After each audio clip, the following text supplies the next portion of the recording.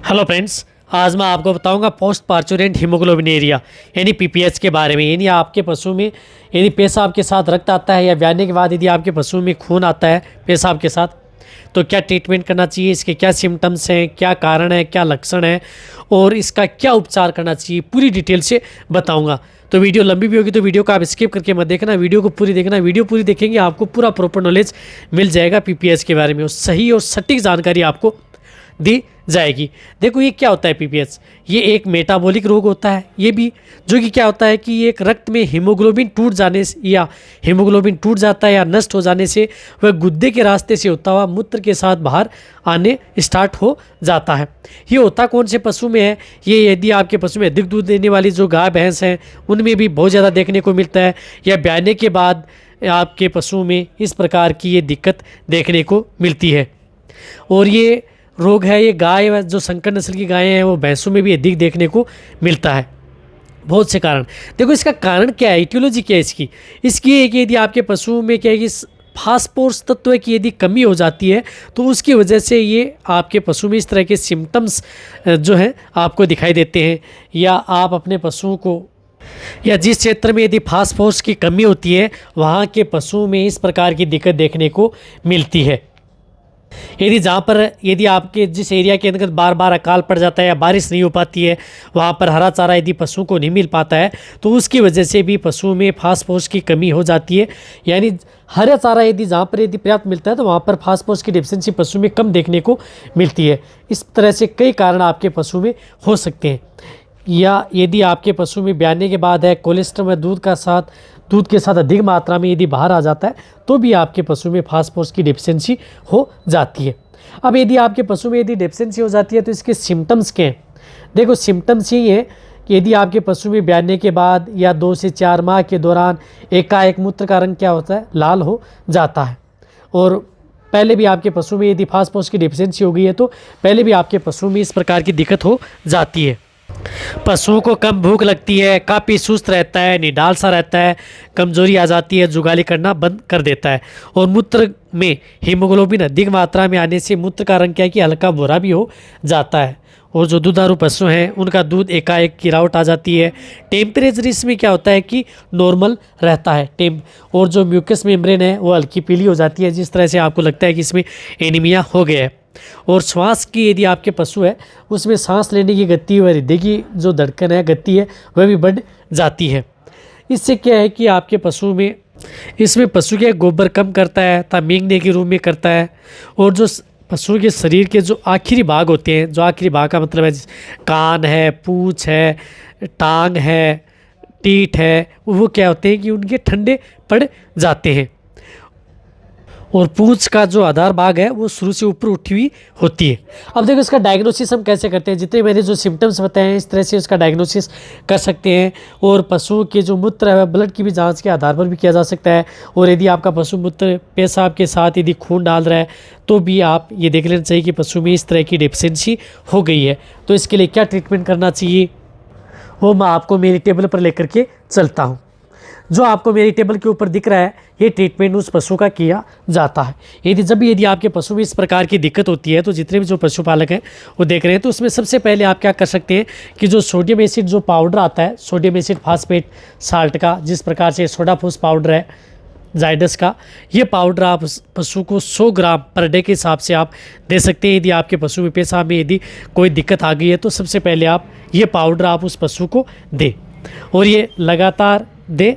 यदि आपका पशु को लग रहा है कि आपके पशु का जो मूत्र है वो ठीक हो जाता है तो अच्छी बात है, और नहीं हो रहा है तो आप लगातार इससे कंटिन्यूटी आप उसे 100 ग्राम पर डे के हिसाब से 10 दिन आप उस पशु को ज़रूर दें। साथ साथ आपको कहीं पर भी यदि आपको जो ये टेबलेट मिलती है स्टेप्लोन जो हिमालय की आती है, ये बोलस आप उस पशु को 2 बोलस सुबह और 2 बोलस शाम को लगातार आपको 3 से 4 दिन आप ये स्टेप्लोन बोलस भी आप उस पशु को दिला सकते हैं जिसके अंतर्गत मूत्र के साथ खून आ रहा है। यदि फिर भी यदि आपके पशुओं का यदि जो खून है पेशाब के साथ यदि नहीं रुक रहा है तो आपके पास जो यदि नज़दीक यदि कोई पशु चिकित्सक है उनकी सलाह ज़रूर ले लेनी चाहिए, वरना इसके लिए ख़तरनाक भी हो सकता है, क्योंकि ये कई दिक्कत हो सकती है। आपके पशु में बेबियोसिस होता है, उसके अंतर्गत भी इस तरह की दिक्कत होती है। थिलेरियोसिस में बेबियोसिस में दिक्कत होती है ज़्यादातर, या बेसिलरी हीमोग्लोबिनेरिया हो गया है, उसकी वजह से भी आपके पशु में पेशाब के साथ खून आ सकता है। तो आपके पास नज़दीक यदि पशु चिकित्सक है उनकी सलाह लेकर के आप उनसे ट्रीटमेंट करवाएं कि क्या हो सकता है, इसके अंदर कौन सी डिजीज़ आपके पशु में हो सकती है, क्योंकि खून आना कई बीमारियों का संकेत आपके पशु में दे सकता है। तो इसके लिए जो क्या ट्रीटमेंट किया जाता है उसमें ये है कि यदि बहुत ज़्यादा यदि दिक्कत हो जाती है तो जो सोडियम एसिड जो फास्फेट जो पाउडर आता है, इस पाउडर को 80 ग्राम पाउडर को लिया जाता है। इस पाउडर को आप 400 ml जो नॉर्मल सेलाइन होता है, नॉर्मल सेलाइन उसके अंतर्गत घोला जाता है। उसमें घोल करके बाद में कई बार उस पशु को IV चढ़ाया जाता है, स्लो बहुत ही स्लो, लेकिन ये पशु चिकित्सक ही ये ट्रीटमेंट कर सकते हैं। और रही बात इसमें क्या होता है कि जो ये इंजेक्शन है वह लगाया जाता है, जिस प्रकार से सोडियम एसिड फास्फेट का यूरिमिन इंजेक्शन आता है, ये उस पशु को 15 से 20 ml इंट्रामस्कुलर व इंट्राविनस किसी भी रूट से हो, लेकिन इंट्राविनस रूट से ये इंजेक्शन लगातार उस पशु को 3 से 5 दिन जो सोडियम एसिड फास्फेट यूरिमिन इंजेक्शन है, ये इंजेक्शन उस पशु को ज़रूर लगवाना चाहिए अपने पशु चिकित्सक से। बहुत ही अच्छा यदि आपको रिजल्ट लेना है तो। साथ ही साथ आपको इसके अंदर vitamin B1, B6 and B12 का जो इंजेक्शन आता है वह इंजेक्शन की भी बहुत ज़्यादा ज़रूरत होती है। जिस तरह से इसके अंदर आता है ट्राइबीवेट, तो ट्राइबीवेट भी उस पशु को 15 से 20 ml इंट्रामस्कुलर या इंट्राविनस, वैसे इंट्राविनस ही आप IV ही इंजेक्शन ये लगाएं यदि आपके पशु में इस तरह की दिक्कत है तो। यदि अच्छा रिजल्ट लेना है तो ये इंजेक्शन भी आप उस पशु को लगातार 2 से 3 दिन ज़रूर उसको लगाना चाहिए यदि इस तरह की यदि आपके पशु में दिक्कत है। साथ साथ उस पशु को जिस प्रकार से विटामिन A है, E है और सेलेनियम है, इसकी भी ज़्यादा ज़रूरत होती है।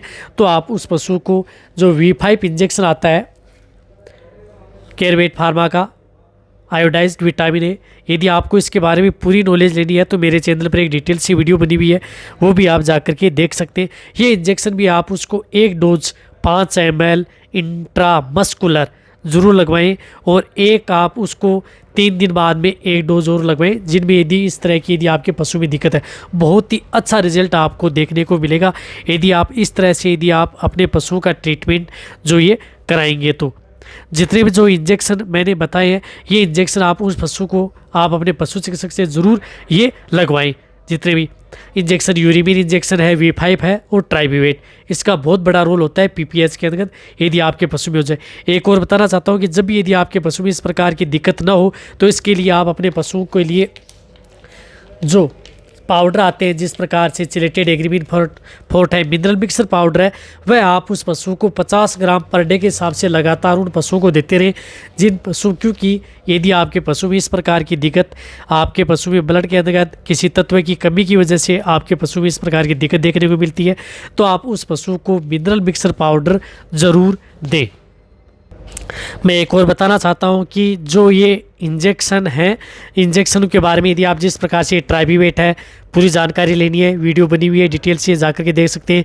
यूरिमिन के बारे में डिटेल से वीडियो बनी हुई है, वो भी आप जाकर के देख सकते हैं। इसी प्रकार सोडियम एसिड फास्फेट इस पाउडर के बारे में भी पूरी जानकारी बनी हुई है, वो भी देख सकते हैं। स्टेप्लोन बोलस आती है, उसके बारे में मेरे चैनल पर डिटेल से वीडियो बनी हुई है, वो भी आप जाकर के देख सकते हैं यदि आपको पूरा प्रॉपर नॉलेज लेना है तो। एक और बताना चाहता हूं कि मैं यदि आपके पशु में इस प्रकार की यदि दिक्कत हो जाती है, पेशाब के साथ खून बहुत ज़्यादा मात्रा में हो जाता है, कई बार आपके पशु की डेथ भी हो सकती है। इसका मतलब ये नहीं कि इसमें डेथ नहीं होती, डेथ भी होती है। तो उस कंडीशन के अंतर्गत उस पशु को क्या होता है, उस पशु को ब्लड है वो ट्रांसफ्यूज़न किया जाता है, यानी ब्लड चढ़ाया जाता है। उस पशु को कम से कम 3 से 5 लीटर ब्लड चढ़ाया जाता है। वह आपके जो पशु चिकित्सक हैं वही इस प्रक्रिया को कर सकते हैं, ब्लड चढ़ाना व उतारना। तो उसी स्थिति के अंदर ब्लड चढ़ाया जाता है, तभी आपका पशु है वह सेफ रह सकता है। ये भी दिक्कत है, ये कंडीशन इस केस में भी बहुत ज़्यादा ख़राब आपके पशु में हो सकती है। रही बात जो ये आपको टेबल के ऊपर जितने मेरे इंजेक्शन और जो ये पाउडर बताएं, ये आपके पशु में जो प्रेग्नेंट पशु हैं उनमें भी आप लगवा सकते हैं, ये भी सेफ़ है। यानी प्रेगनेंसी ये जो ट्रीटमेंट है ये आपके पशु के लिए सेफ़ है। यदि आपको ये मेरी वीडियो अच्छी लगी है तो नीचे जाके आप कमेंट में लिखें। मेरी वीडियो को आप अपने दोस्तों के साथ, पशुपालकों के साथ और मेरे जितने वेटरनरी स्टूडेंट हैं उनके साथ आप इस वीडियो को जितना हो सके शेयर करें। मेरी वीडियो को आप लाइक करें, आपके एक लाइक से मेरे को मोटिवेशन मिलता है। मैं आपके लिए अच्छी से अच्छी नॉलेजेबल वीडियो आपके लिए हर समय ऐसे लाता रहूँगा। यदि आपने अभी भी चैनल को सब्सक्राइब नहीं किया तो सब्सक्राइब कर लें, उसका कोई पैसा लगने वाला नहीं है, बट आपको बहुत ही अच्छी और प्रॉपर नॉलेज आपको आने वाले समय में इस चैनल पर ऐसे मिलती रहेंगी। इसी तरह से आप मेरी वीडियो देखते रहें, इसी तरह से आप मेरे को प्यार देते रहें। थैंक्स, धन्यवाद।